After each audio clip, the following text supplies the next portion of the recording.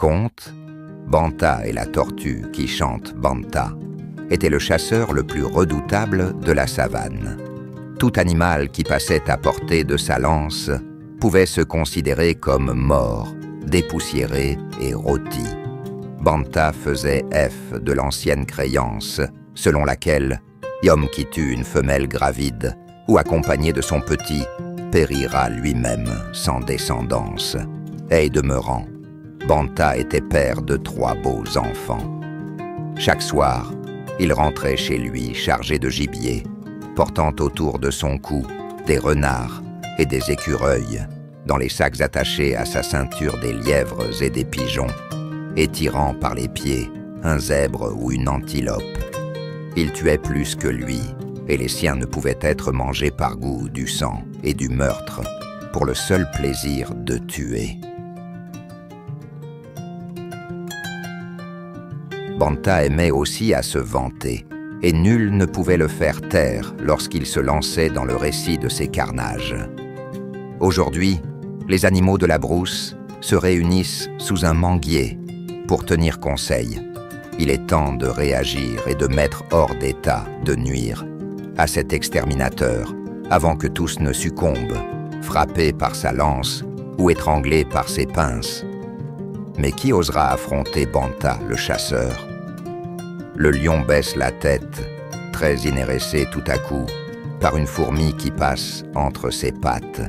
Le rhinocéros a justement fait ailleurs un rendez-vous de la plus haute importance pour sa carrière de rhinocéros, et l'éléphant se feint bien faible. Il n'est pas le seul malade. Moi aussi j'ai dû attraper froid, dit le serpent. Quant au charognard, il aura sans doute mangé de la viande trop fraîche. En somme, nul n'est assez fou pour défier Banta, le chasseur. Que le carnage continue. Le sang des animaux de la savane coulera jusqu'à la dernière goutte. C'est alors qu'une toute petite tortue se porte volontaire. Elle demande seulement aux autres animaux de rester cachés le lendemain, de ne quitter sous aucun prétexte leur gîte, leur terrier, leur tanière. Banta bat les buissons avec un bâton. Il soulève chaque pierre, puis il renverse la tête et fixe éperdument le ciel vide. Jamais la savane n'avait été si calme. En vain cherche-t-il des empreintes dans le sable ou la peau huissière.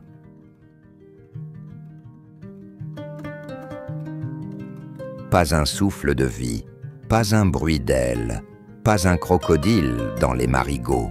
Le soir venu, bredouille pour la première fois, Banta se résigne à prendre le chemin du retour, le cœur empli de colère et d'amertume.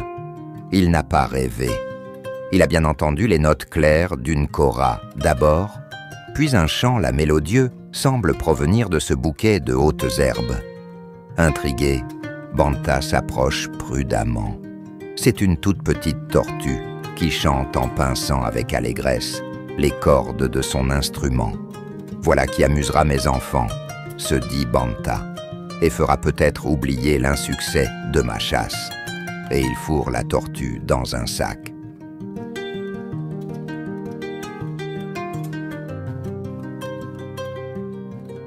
Tu ne ramènes donc pas de gibier ?» s'écrie son fils en le voyant entrer dans la cour de la concession. « J'ai mieux, » répondit Banta. « Grâce à ma ruse et à mon adresse, j'ai capturé une tortue qui chante. Écoutez-la. » Et devant la famille et les voisins réunis, la tortue docilement se met à jouer de son instrument et à chanter. Banta reçoit les applaudissements, comme s'il lui était abordé.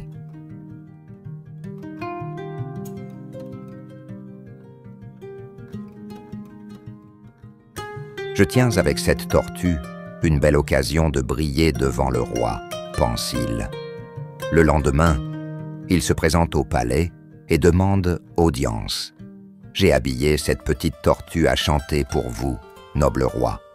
Reviens ce soir. Elle chantera devant la cour. Et voici la cour race-laine. Banta tient dans ses mains la tortue prodigieuse.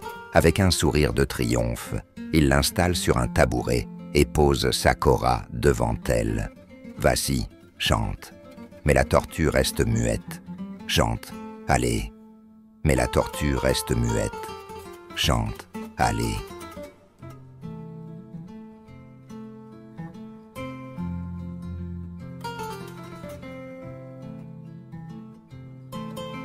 Mais la tortue se rétracte lentement sa tête et ses pattes dans sa carapace. Elle était bouleversée, Benta, crache le roi qui n'apprécie guère que l'on se moque de lui. Il ordonne, il exécute du fanfaron. Une puissance est dressée sur le champ. Voici Banta, à son tour, prise au collet. Il suffoque et se débat, mais inexorablement, il fourmille. Et comme une ultime convulsion tord son corps supplicié, dans le silence funèbre, une kora soudain égrène quelques notes cristallines. Puis, une petite voix entonne un chant étrangement et gai, tandis que Banta, grimaçant, rend son dernier soupir.